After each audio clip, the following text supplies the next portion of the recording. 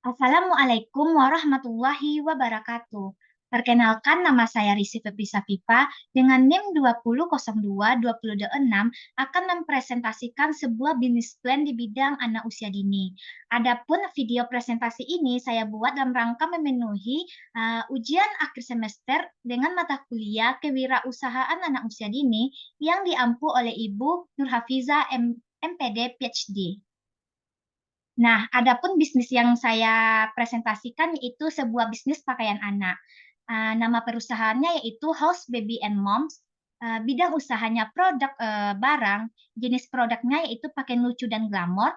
Alamat perusahaan yaitu Jalan Limo Sundai, 4 Kota Hilir, Kecamatan Batangkapas, dan nomor teleponnya yaitu 0821 14 43 7084.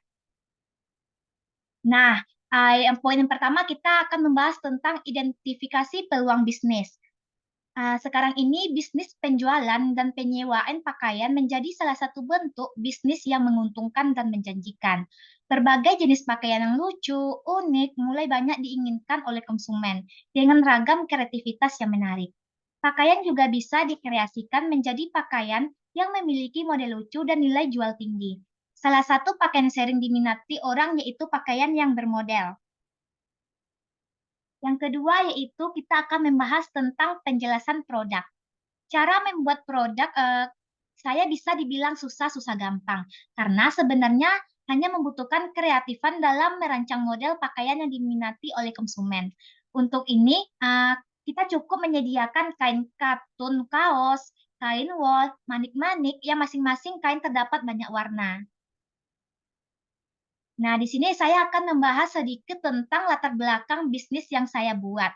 Alasan saya menawarkan produk ini adalah saat ini berkembangnya dalam pemakaian tren pakaian yang unik dan mengemaskan untuk anak dan para ibu, trennya dalam penggunaan pakaian yang glamor.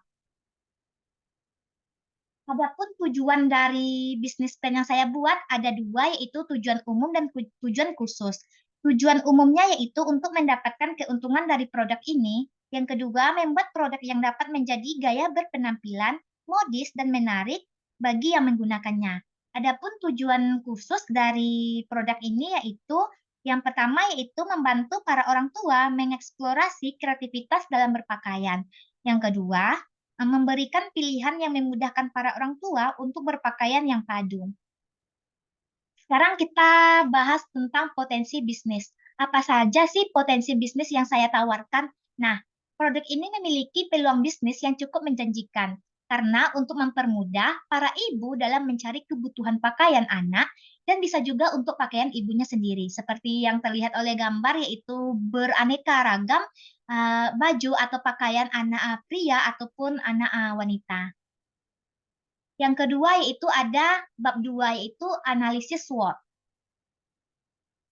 Terdiri atas dua faktor-faktor. Yang pertama yaitu faktor internal, yang kedua yaitu faktor eksternal. Faktor internal itu terdiri atas strength atau kekuatan. Saya menawarkan suatu produk yang bisa membantu ibu dalam memenuhi kebutuhan pakaian baby atau anak dan ibunya sendiri yang dipadukan dengan unsur kenyamanan. Kami juga menyediakan manik-manik untuk lebih mempercantik dari pakaian tersebut. Yang kedua yaitu ada keterampilan dan keahlian. Saya memiliki keterampilan untuk melakukan modifikasi pola model pakaian dan keahlian memadupastikan aksesoris. Yang ketiga yaitu ada bahan baku yang mudah didapat. Bahan baku pembuatan pakaian ini tersedia banyak dan mudah didapat serta harganya tidak terlalu mahal. Yang kedua ada weakness atau kelemahan. Yang pertama poinnya itu belum memiliki cukup pengalaman. Yang kedua kurangnya sumber daya manusia. Adapun faktor eksternal dari bisnis plan yang saya buat, yang pertama yaitu adanya opportunities, yaitu peluang. Banyaknya konsumen yang semakin banyaknya ibu yang hamil dengan ini, semakin banyaknya pula persiapan pemenuhan kebutuhan dalam pakaian anaknya. Yang kedua ada sistem pemasaran. Yang selanjutnya itu ada threats atau ancaman. Terkadang ibu hamil dan ibu yang sudah memiliki bayi kurang memperhatikan keterampilannya dan kesibukan mereka membuat mereka kurang memperhatikan pakaian atau gaya mereka untuk dalam kehidupan sehari-hari. Yang selanjutnya yaitu kita akan membahas peran perencanaan bisnis. Bagaimana sih perencanaan bisnis yang baik yang diterapkan oleh bisnis plan? Yang pertama tentu kita akan membahas tentang target dan sasaran. Sasaran dan target pasar dari bisnis plan yang saya buat yaitu seluruh ibu hamil, bayi baru lahir, dan balita, baik laki-laki maupun perempuan. Jadi kita memulai promosi langsung ke masyarakat yang di antara mengunjungnya hanya sasaran dari kami saja serta kerap mengadakan perkumpulan. Yang selanjutnya kita akan membahas pembiayaan. Ada pembiayaan tetap, biaya variabel, biaya total, biaya dan harga per unit, modal awal, titik impas, analisis keuntungan, serta pengembalian modal. Yang selanjutnya yaitu kita akan membahas tentang studi kelayakan. Bagaimana sih apakah bisnis plan itu layak atau tidak layak untuk dipasarkan? Yang pertama yaitu kita tentu akan membahas di mana sih lokasi dari bisnis plan tersebut. Lokasi pembuatan baju atau pakaian tersebut dilakukan di Jalan Lima Sundai, 4 Keto Hilir, Kecamatan Batang Kapas. Di sini kami menyewakan sebuah ruko yang digunakan khusus untuk membuat pakaian. Selanjutnya kita akan membahas tentang sarana dan prasarana.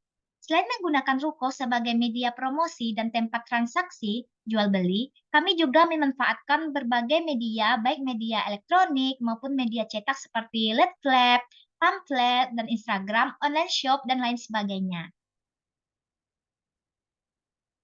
Sekarang tentu ada sumber daya manusia. Di sini kami membutuhkan satu orang direktur, satu orang manajer, satu orang konsultan, satu orang produksi, dan 2 orang pemasaran. Selanjutnya kita akan membahas tentang real business. Bagaimana sih rencana manajemen dari bisnis plan yang saya buat? Yang pertama tentu adanya strategi pemasaran. Yang kedua ada strategi organisasi. Yang ketiga ada strategi produksi dan sumber daya manusia. Yang keempat rencana pengembangan produksi. Dan yang terakhir ada analisis resiko usaha dan antisipasi. Kemudian kita akan membuat struktur organisasinya yang terdiri dari satu orang direktur, satu orang informan, dan pemasaran, dan lain sebagainya. Nah, itulah sebuah bisnis plan yang berhubungan dengan anak usia dini. Jadi, berdasarkan bisnis plan yang saya paparkan, saya dapat menarik kesimpulan bahwa pakaian ibu dan bayi merupakan suatu pakaian bayi dan orang tua merupakan suatu pakaian yang dimodifikasi dengan memberikan keunikan pada pakaiannya. Kami juga memberikan jasa konsultasi. Produk kami ini bertujuan untuk membantu para ibu untuk mengeksplorasi kreativitas fashion mereka agar proses pemasaran kami dilakukan melalui berbagai media. Kami juga menyediakan pelayanan pemesanan pakaian sesuai dengan selera konsumen. Baiklah, sekian presentasi bisnis plan dari saya. Jika ada kesalahan kata dan kesalahan perbuatan, saya mohon maaf. Saya undur diri, saya ucapkan dengan Assalamualaikum warahmatullahi wabarakatuh. Terima kasih dan sampai jumpa lagi.